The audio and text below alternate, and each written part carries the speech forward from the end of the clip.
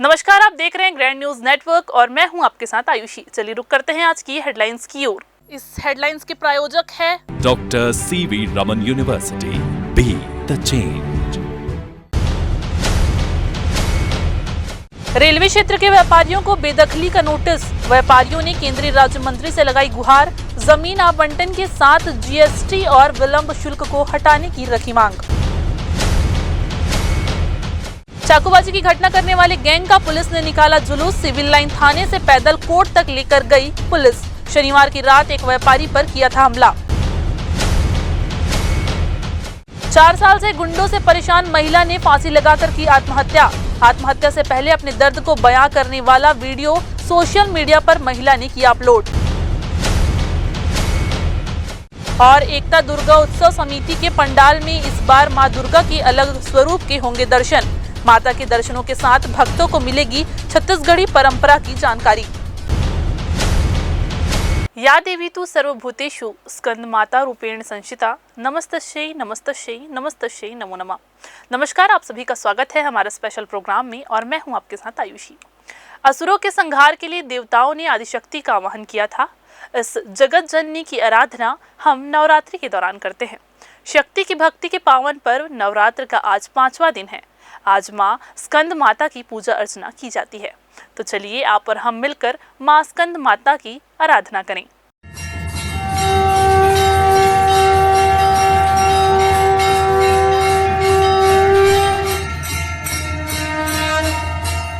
नवरात्र के 5वें दिन माँ दुर्गा के 5वें स्वरूप माँ स्कंद माता की पूजा की जाती है। माता के स्वरूप की पूजा करने से संतान संबंधी समस्याएं दूर हो जाती हैं।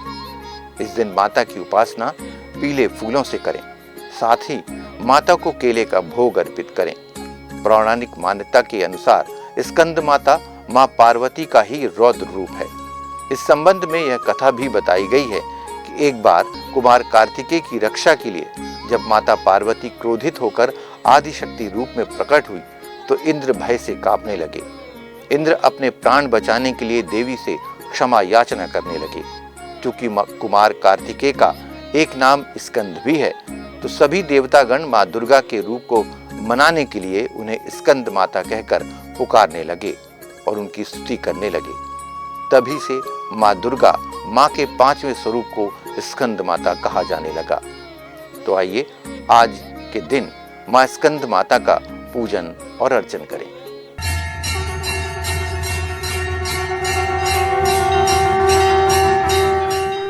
तो ये थी आज की हेडलाइंस। चलिए रुक करते हैं आज की तमाम खबरों की ओर। प्रधानमंत्री गतिशील योजना के तहत स्टेशनों का नवीनीकरण किया जा रहा है। इसमें बिलासपुर रेलवे स्टेशन का भी नवीनीकरण होना है, जिसके लिए 332 करोड़ रुपए स्वीकृत हुए हैं। इस योजना के तहत बिलासपुर रेलवे स्टेशन में अत्याधुनिक सुविधाएं उपलब्ध होगी, तो वहीं स्टेशन के सामने का स्वरूप भी बदल जाएगा। यही वजह है कि अब स्टेशन के सामने मौजूद दुकानों की शिफ्टिंग को लेकर उन्हें नोटिस दिया गया है। इसके अलावा बुधवारी बाजार मुख्य मार्ग पर मौजूद उन दुकानों को 2012 से 2024 तक के किराए का भारी भरकम बिल थमाया गया है, जिसमें किसी को 12 लाख, किसी को 30 लाख और किसी को 56 लाख तक का बिल थमाया गया है। बताया जा रहा है कि 2012 से रेलवे ने उनसे किराया नहीं लिया था, जबकि व्यापारी किराया पटाने तैयार थे। तब रेलवे ने ये कहते हुए किराया रोक दिया था कि किराए का नया स्वरूप तैयार होने तक किराया नहीं लिया जाएगा। लेकिन अब इतना भारी किराया चुकाए जाने के नोटिस से व्यापारी काफी ज्यादा परेशान है। किराया नहीं चुकाने पर 7 दिनों के अंदर दुकान खाली करने का अल्टीमेटम देने के साथ ही जमीन आवंटन नहीं करने की वजह से व्यापारियों की चिंता बढ़ गई है। यही वजह है कि व्यापारी रविवार को अपनी मांगों को लेकर केंद्रीय राज्य मंत्री तोखन साहू से मिलने पहुंचे, जहां उन्होंने अपनी समस्याओं से केंद्रीय राज्य मंत्री को अवगत कराया। व्यापारियों ने एक स्वर में मांग रखी कि उन्हें दुकान शिफ्ट करने में कोई परेशानी नहीं है, लेकिन रेलवे उन्हें निश्चित स्थान दे दे ताकि वो अपना इंफ्रास्ट्रक्चर तैयार कर सके। इसके अलावा उन्होंने रेलवे के द्वारा जो किराए को लेकर भारी भरकम राशि दी है उसमें जीएसटी सहित विलंब शुल्क को हटाने की मांग भी की है, ताकि व्यापारी उस राशि को जमा कर सके। फिलहाल केंद्रीय राज्य मंत्री ने आश्वासन दिया है कि वह केंद्रीय रेल मंत्री से इस दिशा में बात करेंगे और व्यापारियों के हित में जो भी निर्णय होगा उस पर काम करेंगे। हालांकि व्यापारी अब कोर्ट में भी जाने की तैयारी कर रहे हैं। पीएम गति शक्ति योजना के अंतर्गत 4 लेन सड़क बननी है, जैसा कि रेलवे के अधिकारियों का कहना है। विकास कार्य से बुधवारी बाजार व्यापारी संघ को या अन्य जो लाइसेंसधारी हैं उनको कोई आपत्ति नहीं। हम लोग की मांग इतनी ही है कि हमको अन्य जगह में विस्थापित किया जाए, उसके बाद में हम लाइसेंस शुल्क पटा के अपनी दुकानें स्वयं के खर्च से बनवा लेंगे और उसके बाद में हम दुकान को तोड़ेंगे या हमारी दुकान को तोड़ा जाए। अब दिक्कत ये आ रही है कि ये लोग बिल तो दिए नहीं हैं। जो 12-13 साल से व्यापारी बोलते रहते थे कि हमारा बिल ले लो या लाइसेंस शुल्क ले लो, 12 साल से रेलवे ने लिया नहीं है। अब लेना चालू करेंगे बोल रहे हैं तो ये लोगों ने बिल दिया नहीं है। बाकी अनावश्यक रूप से जीएसटी और विलम्ब शुल्क जोड़ के लंबा चौड़ा बिल का अमाउंट पकड़ा रहे हैं, बिल नहीं पकड़ा रहे हैं। तो उसका भी खुलासा करना चाहिए कि ये जो इतना पैसा बन गया है, किसी का 50 लाख या 25 लाख, तो किस मद का है, किस साल का कितना है, वो तो देना उनका दायित्व बनता है। और इसीलिए हम लोग माननीय कल अमर अग्रवाल जी के पास गए थे और उन्होंने भी माननीय तोखन साहू जी से चर्चा की है। आज हम लोग स्वयं चर्चा करने आए हैं और यही निवेदन करने आए हैं कि जीएम मैडम से, डीआरएम से चर्चा करें कि जो भी 18 दुकानदारों को नोटिस दी गई है उनको पहले विस्थापित करके अन्यत्र जगह दे दें। जब 40,000 स्क्वायर फुट जगह हल्दीराम वाले को दे सकते हैं तो हम लोग का तो 12-15 हज़ार स्क्वायर फुट में सबका काम हो जाएगा। तो दुकान पहले अलग से स्थापित कर दें, हमारी जगह दे दें हमको, हम स्वयं अपने पैसे से बना लेंगे और हमको उचित बिल प्रस्तुत किया जाए। जो बिल वास्तव में होना चाहिए, without GST, without demurrage charge. कुछ आश्वासन मिला है केंद्र मंत्री जी से? निश्चित रूप पहले भी उन्होंने बातचीत की है, रेल मंत्री से भी बात की पिछले हफ्ते उन्होंने और निश्चित रूप से ये जरूर रेलवे के अधिकारी भी सहानुभूतिपूर्वक विचार करेंगे और इन जो व्यापारी अभी तकलीफ में हैं उनकी बाधा दूर होगी। तुरी ब्लॉक की शासकीय प्राथमिक शाला सोन में छोटे छोटे विद्यार्थियों से चावल की बोरी ढोने का मामले में विद्यार्थी और वहां के मध्याह्न भोजन बनाने वाली महिला का बड़ा बयान सामने आया है, जिसका वीडियो भी सोशल मीडिया पर जमकर वायरल हो रहा है। जहां स्कूल में पढ़ने वाले बच्चों से मध्याह्न भोजन पकाने के लिए सोसाइटी से चावल की बोरियां मंगाई जा रही है। झूठ बोलेंगे तो पैसा देंगे कहाँ है? अच्छा, झूठ बोलने के लिए आप लोग पैसे देना चाहते हैं? बताओ। खाना बनाता का परेशानी है? यहाँ परेशानी माने के चावल दी तिहुला कम करके देते चावल ला। अच्छा, हाँ 14 है कहीं तो 15 रही ऐसे कम करके देते। अब कुछ बात होते ना तो पूरा माने के गाँव ला पंचायत ला लाके यहाँ ठोकते हैं। हम लोग कौन बोलते? पुष्पा मैडम है।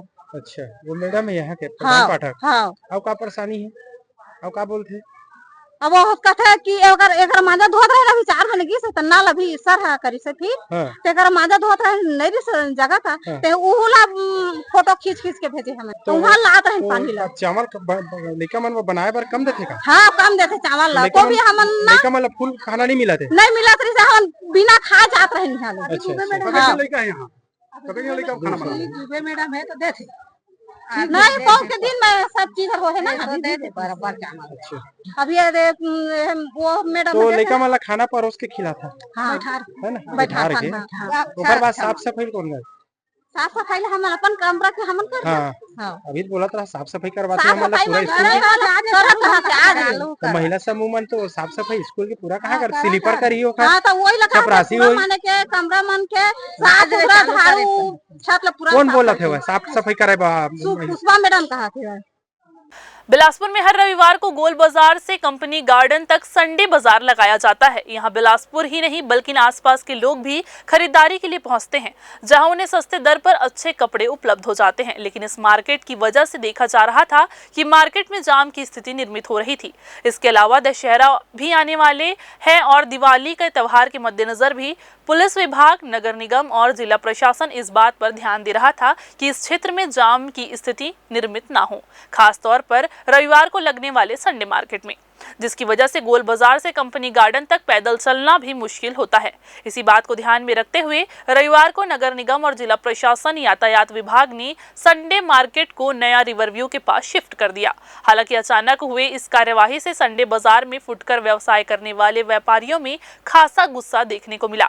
व्यापारियों का कहना था कि अगर प्रशासन को इस तरह की कोई कार्यवाही करनी थी तो उन्हें पहले बता दिया होता तो व्यापारी उसकी व्यवस्था कर लेते। दुर्गा पूजा और दिवाली का पर्व ऐसे में अचानक से दुकानों को हटाने की वजह से उनका व्यापार खासा प्रभावित हुआ है। यही नहीं, उन्होंने बताया कि जिस जगह से उन्हें हटाया गया है उसके लिए वे रविवार को किराए के रूप में राशि भी प्रदान करते हैं। ऐसे में इन व्यापारियों का कहना है कि अगर पूर्व से ही उन्हें इस तरह की सूचना दे दी जाती तो वो अपना कारोबार यहाँ जमा लेते, लेकिन अचानक से हुए इस कार्यवाही के बाद उन्हें अपना कारोबार को स्थापित करने में 2 से 4 हफ्ते लग जाएंगे, जिससे त्योहार का समय निकल जाएगा। वैसे व्यापारियों का अपना हित हो सकता है, लेकिन प्रशासन और पुलिस जनहित को ध्यान में रखकर ये व्यवस्था कर रहे हैं। इसलिए जरूरी है कि सभी सहयोग के साथ काम करेंगे तो किसी को परेशानी नहीं होगी। तो क्या किया गया, भगाया गया है सदर बाजार से। पुलिस डंडे लेके दौड़ा आई है। सुबह 5 बजे से लगाए थे, भागो भागो, यहाँ जाओ यहाँ जाओ। यहाँ आके देखा कोई व्यवस्था नहीं। पानी के लिए पहले 20 रुपये हम लोग को खर्चा करना पड़ेगा, पहले पानी लाएं। उसके बाद में कितना वहाँ से लाते तक पानी, यहाँ पे पानी फिर चाहिए। गर्मी धूप छाँव कुछ नहीं यहाँ। आप स्वयं देखिए चारों तरफ पानी कहीं नहीं है। तो अचानक में ऐसा भगाना नहीं होता। कम से कम दीपावली तक का तो टाइम दिया जाता कि लगाइए, बाद में आप यहाँ शिफ्टिंग कुछ व्यवस्था बना के थोड़ा सा किया जाता। आप देखिए एक भी कस्टमर नहीं है यहाँ पे। और मार्केट में भी आप देखिए खाली डला हुआ है। हम लोग ऐसा तो है नहीं कि किसी की दुकान बिना मर्जी के लगा रहे, दुकान बंद होने के बाद लगाते हैं। ऐसा नहीं है कि दुकान भी खुला है पर रोड पे है। थोड़ा उसका सिस्टम बताएं कि इस दायरे में लगाएं। हम लोग उस दायरे में लगाने को तैयार हैं। शशांक ठाकुर। सर सुविधा की बात तो नहीं है। पहले तो ये होना था कि इनको जगह अगर ट्रांसफ़र करनी तो हमको पहले से बताना था कि हम आप लोग की जगह को दूसरी जगह ट्रांसफ़र कर रहे हैं। क्या इसमें हमको भी तकलीफ़ है और जनता को भी तकलीफ़ है। अब हमारी नई दुकानदारी सेट करने में हमको 4 से 5 हफ्ता लग जाएगा। जब तक लोगों को पता चलेगा, बाहर से लोग आते हैं। संडे के दिन ये नहीं होता कि लोकल ही पब्लिक आती है, बाहर से ही पब्लिक आती है कि संडे बाज़ार का आनंद लेने के लिए और हर चीज़ का वैरायटी जो उनको मिलती है सब चीज़ के लिए। उसके लिए अब हम लोग को समय लगेगा अपनी दुकानदारी को सेट भी करने के लिए। बाकी यहाँ सेट हो जाएगा तो बहुत अच्छी बात है। शिवा कटारिया सर। मरवाही वन मंडल में एक बार फिर एक नर भालू के शावक का शव मिलने की खबर से सनसनी फैल गई है। मृत भालू की उम्र लगभग 3 साल बताई जा रही है। शव मरवाही वन मंडल के पंडरी बीट क्षेत्र के पथर्री कोसा प्लाट में पाया गया है। मामले की जानकारी मिलते ही वन अमला मौके पर पहुंचा और शव को कब्जे में लेकर पंचनामा प्रक्रिया के बाद पोस्टमार्टम करवाया गया। आपको बता दें कि प्रारंभिक जांच में भालू के शरीर पर आंतरिक चोट के निशान मिले हैं, जिससे उसकी मौत की आशंका जताई जा रही है। हालांकि मरवाही वन मंडल के अधिकारी रौनक गोयल ने बताया कि पोस्टमार्टम रिपोर्ट के बाद ही मौत के सही कारणों का खुलासा हो सकेगा। बता दें कि मरवाही वन मंडल, जिसे बियरलैंड के नाम से भी जाना जाता है, में भालुओं की लगातार हो रही मौतों से वन विभाग चिंतित है। 1 सप्ताह पहले भी एक भालू घायल अवस्था में मिला था, जिसे इलाज के लिए बिलासपुर लाया गया था, जिसकी इलाज के दौरान मौत हो गई थी। भालू के शव का पंचनामा और पोस्टमार्टम प्रक्रिया पूरी करने के बाद उसका अंतिम संस्कार कर दिया गया। पोस्टमार्टम रिपोर्ट आने के बाद ही मामले की विस्तृत जांच की जाएगी और मौत की असली वजह का पता चलेगा। वैसे वन परिक्षेत्र में भालुओं के शव मिलने की इस घटना के बाद से भालू का शिकार करने से भी इंकार नहीं किया जा सकता है। फिलहाल वन अमला हर एंगल से मामले की जांच में जुटा हुआ। शहर में एक बार फिर से चाकूबाजी की घटना सामने आई है। बीते शनिवार की रात को एक व्यापारी को अज्ञात बाइक सवार युवकों ने चाकू मारकर घायल कर दिया, जिसे गंभीर हालत में सिम्स अस्पताल में भर्ती कराया गया है। मिली जानकारी के अनुसार चकरभाटा निवासी योगेश पंजवानी रोज की तरह ही अपने व्यापार विहार स्थित ट्रेडिंग कंपनी की ऑफिस को बंद कर कुंदन पैलेस की तरफ से घर जाने निकला था कि अज्ञात युवक बाइक में आकर योगेश पंजवानी के साथ लूट का प्रयास किए। अज्ञात लुटेरे लूट की घटना को अंजाम देने में नाकामयाब होने के चलते योगेश पंजवानी पर चाकू से हमला कर दिया, जिससे योगेश के पीठ और पेट में गंभीर चोटें आई है। वही घटना के बाद लोगों की भीड़ देख आरोपी युवक मौके से फरार हो गए। घटना अवस्था में योगेश पंजवानी को आनन फानन में सिम्स में भर्ती कराया गया है। इस घटना के बाद जिले के पुलिस कप्तान रजनेश सिंह घायल व्यापारी का हालचाल जानने रात में ही सिम्स अस्पताल पहुंचे थे। फिलहाल वक्त हो चला एक छोटा सा ब्रेक लेने का। ब्रेक के बाद जारी रहेंगी खबरें। आप बने रहिए ग्रैंड न्यूज के साथ।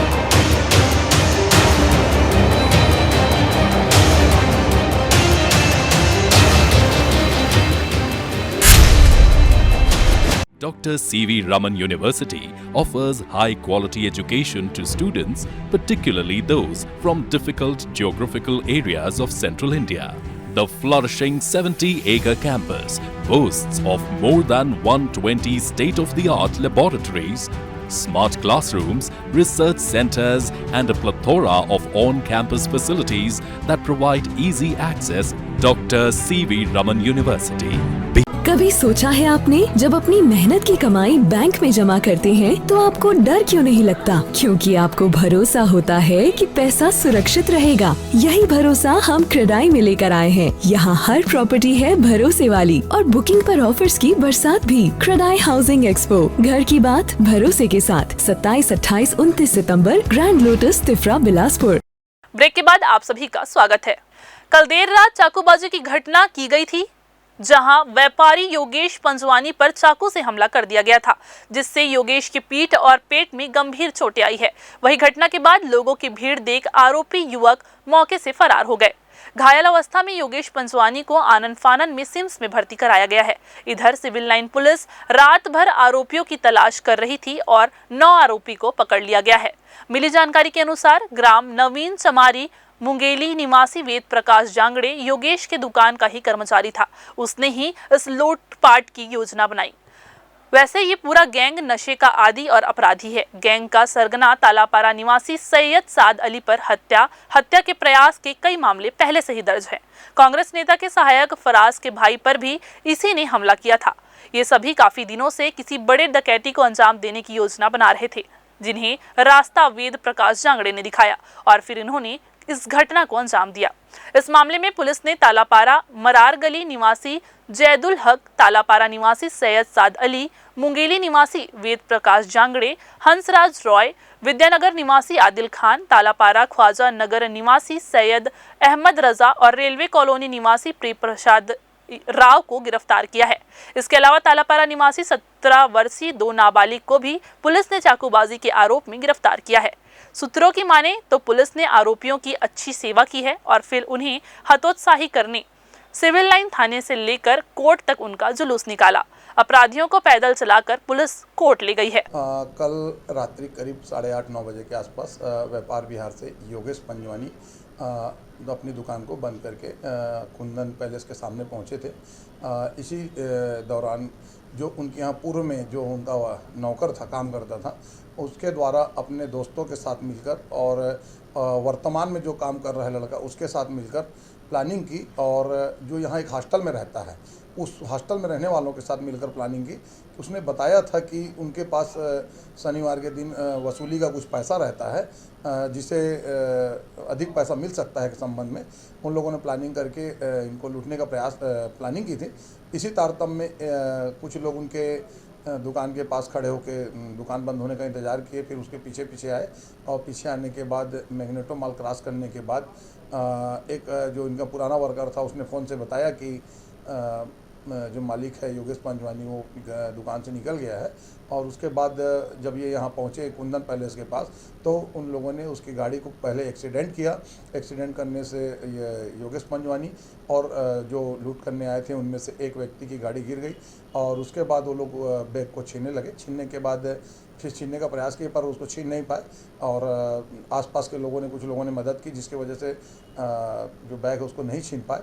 और बैग को छीनने के प्रयास में जो 3 लड़के थे, उनमें से जो आरिश था, उसने पास रखा चाकू से उसको वार किया, जिससे योगेश पंजवानी को चोट आई, जिसे प्रथम दृष्टया कल्याणी हॉस्पिटल, फिर किम्स हॉस्पिटल, फिर सिम्स में ले जाकर भर्ती किया गया, जो अभी इलाजरत हैं। और तीनों आरोपी और उनके साथ जो संलिप्त आरोपी हैं, सभी लोगों को गिरफ्तार कर लिया गया है।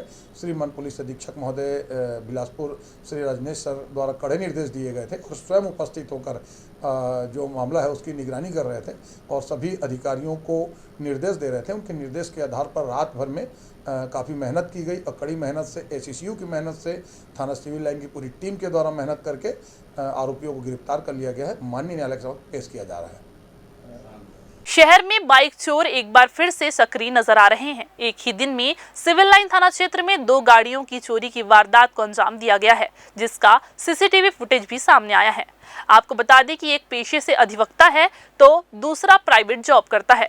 दोनों की बाइक एक ही दिन में चोरी कर ली गई है। अधिवक्ता हरीश चेलकर ने सिविल लाइन थाने में रिपोर्ट दर्ज कराई है। CCTV फुटेज में चोर की तस्वीर कैद हो गई है। वैसे भी सिविल लाइन क्षेत्र में अपराधों का ग्राफ लगातार बढ़ता ही जा रहा है, फिर चाहे वो चोरी की घटना हो या लूट, चाकूबाजी और गुंडागर्दी की।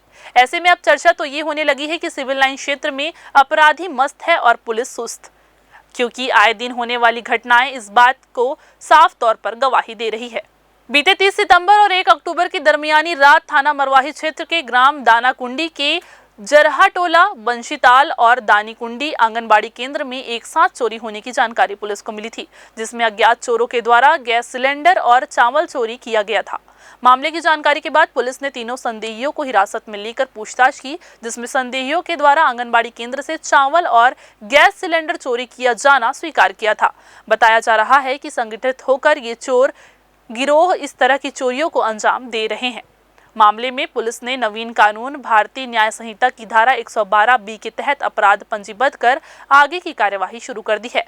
पुलिस ने आरोपियों के पास से 3 नग सिलेंडर और 400 किलो चावल, जिसकी कीमत 16,000 रुपए बताई जा रही है, बरामद किया है। सरगुजा जिले में 8 माह की गर्भवती को गोलियां खिलाकर गर्भपात कराने का मामला सामने आया है, जहां प्रेमी ने युवती को झांसा देकर उसका दैहिक शोषण किया और जब युवती गर्भवती हो गई तो परिजनों के साथ मिलकर उसका गर्भपात कराया गया।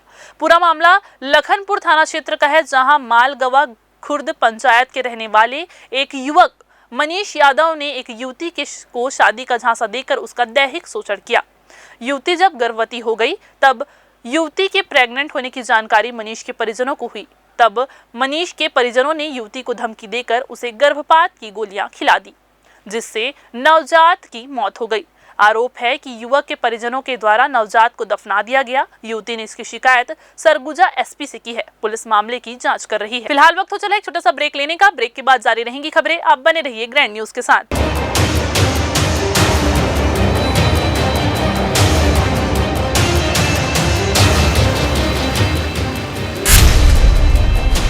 Dr. C.V. Raman University offers high-quality education to students, particularly those from difficult geographical areas of Central India.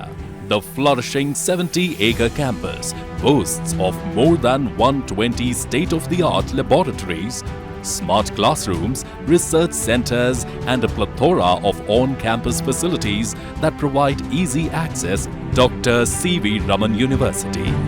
कभी सोचा है आपने, जब अपनी मेहनत की कमाई बैंक में जमा करते हैं तो आपको डर क्यों नहीं लगता? क्योंकि आपको भरोसा होता है कि पैसा सुरक्षित रहेगा। यही भरोसा हम क्रेडाई में लेकर आए हैं। यहाँ हर प्रॉपर्टी है भरोसे वाली और बुकिंग पर ऑफर्स की बरसात भी। क्रेडाई हाउसिंग एक्सपो, घर की बात भरोसे के साथ 27, 28, 29 सितम्बर, grand lotus, Tifra, Bilaspur. Break के बाद आप सभी का स्वागत है। बिलासपुर के श्रीकांत वर्मा मार्ग की रहने वाली प्रियंका सिंह ने फांसी लगाकर आत्महत्या कर ली। आत्महत्या करने से पहले मृतका ने सोशल मीडिया पर अपनी व्यथा बताते हुए एक वीडियो पोस्ट किया और फिर आत्महत्या कर ली। जब तक पुलिस के पास ये जानकारी पहुंची तब तक महिला अपनी जीवन लीला समाप्त कर चुकी थी। बताया जा रहा है कि वीडियो के सामने आने के बाद पुलिस मौके पर पहुंची और महिला को अस्पताल लेकर गए, जहां डॉक्टर ने महिला को मृत घोषित कर दिया। मृतक महिला श्रीकांत वर्मा मार्ग के साईं मंदिर के पीछे कॉलोनी में किराए के मकान में रहती थी। महिला ने अपने फेसबुक अकाउंट में वीडियो पोस्ट किया, जिसमें अपने मकान मालिक और अन्य कई लोगों पर छेड़छाड़ के आरोप लगाकर प्रताड़ित करने का आरोप लगाया। फिलहाल पुलिस इस पूरे मामले की जांच में जुटी है। मैं प्रियंका सिंह आत्महत्या कर रही हूँ और मेरी मौत के जिम्मेदार पप्पू यादव, मेरा पड़ोसी, निवासी श्रीकांत वर्मा मार्ग, मैग्नेटो मॉल के बाजू में साईं दरबार के पीछे दूसरा घर टावर वाला नागू राव के घर में किराए से रहता है। जो मुझे पिछले 4 सालों से मेरे साथ छेड़खानी और गुंडागर्दी करता है। और उसके कहने पे मेरा पड़ोसी डॉक्टर अजीत मिश्रा समर्पण क्लिनिक श्रीकांत वर्मा मार्ग साईं दरबार की बाजू गली मेरे पड़ोस में रहता है। वो भी मेरे साथ छेड़खानी और गुंडागर्दी करता है। और साईं दरबार का पंडित और उसका बेटा और हाई कोर्ट वकील दीप्ति शुक्ला और उसका पति अनिल शुक्ला, विवेक अग्रवाल उर्फ विक्की अग्रवाल श्री राम ज्वेलर्स का मालिक, जो पप्पू यादव के कहने पे मुझे परेशान करते हैं। पप्पू यादव के कहने पे उसके घर आके नागू राव के छत में आकर पप्पू यादव, साईं दरबार का पंडित, उसका बेटा और समर्पण क्लिनिक डॉक्टर अजीत मिश्रा अपने कपड़े उतार के अपना प्राइवेट पार्ट निकाल के मुझे बुलाते हैं। और 26 फरवरी की रात 26 फरवरी की रात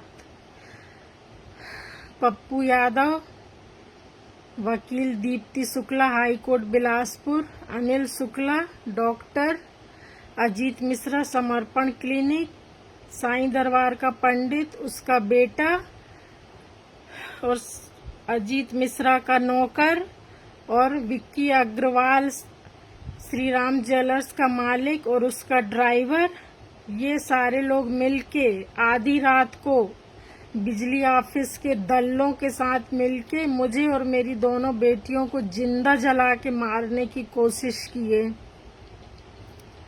इन लोगों ने जीना मुश्किल कर दिया है। नागूराव के छत में आकर ये साईं दरबार का पंडित, उसका बेटा अनिल शुक्ला रात भर मेरे घर में पत्थरबाजी करते हैं। मैं 3 साल से रातों को सोई नहीं हूँ इन लोगों की गुंडागर्दी की वजह से।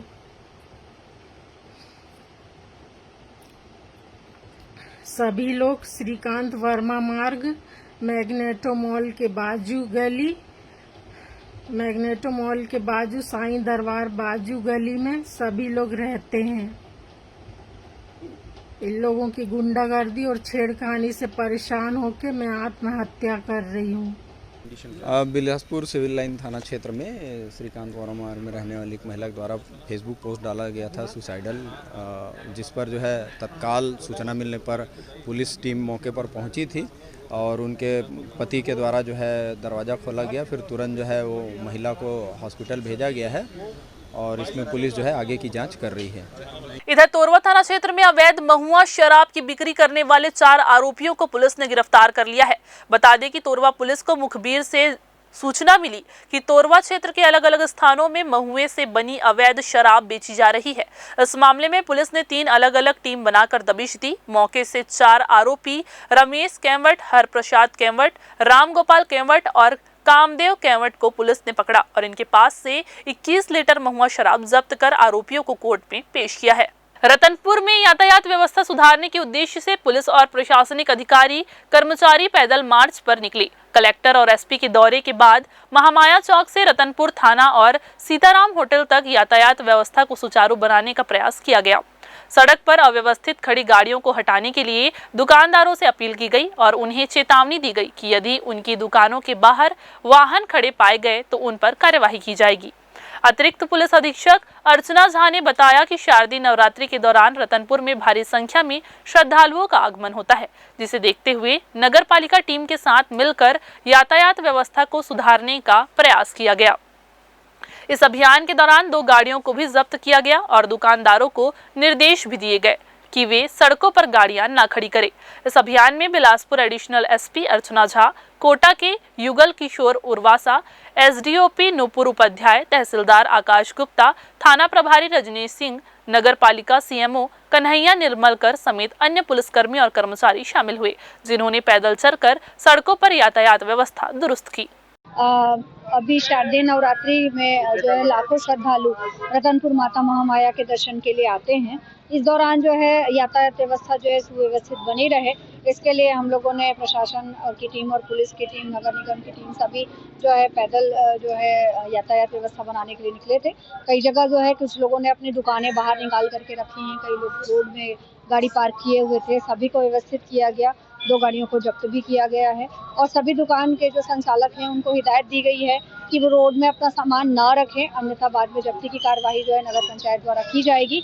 और जो भी वो सामान रखे थे और उनके ग्राहकों की गाड़ी बाहर थी, सभी को निर्देश दिए गए हैं कि वे अपने दुकान के अंदर अपने सामान रखें और गाड़ियां भी सुव्यवस्थित तरीके से पार्किंग करवाएं। अगर निर्देश के पालन नहीं करेंगे तो फिर कड़ी कार्रवाई की जाएगी। लगातार हम लोग पेट्रोलिंग करते रहेंगे। प्रशासन, नगर पंचायत और पुलिस की टीम जो है ये आज हमने कार्रवाई की है और कल भी अगर ऐसा पाया जाता है तो कुछ जब्ती की भी कार्रवाइयाँ होंगी, जिसमें कि लोगों के आज भी हमने 2 मोटरसाइकिल और 1 कार जो है वो जब्त की है। और ऐसे अगर अलग अलग कोई भी जो है विधि विरुद्ध कार्य करते पाए जाएंगे तो उन पर कार्रवाई की जाएगी। फिलहाल वक्त हो चला एक छोटा सा ब्रेक लेने का। ब्रेक के बाद जारी रहेंगी खबरें। आप बने रहिए ग्रैंड न्यूज के साथ।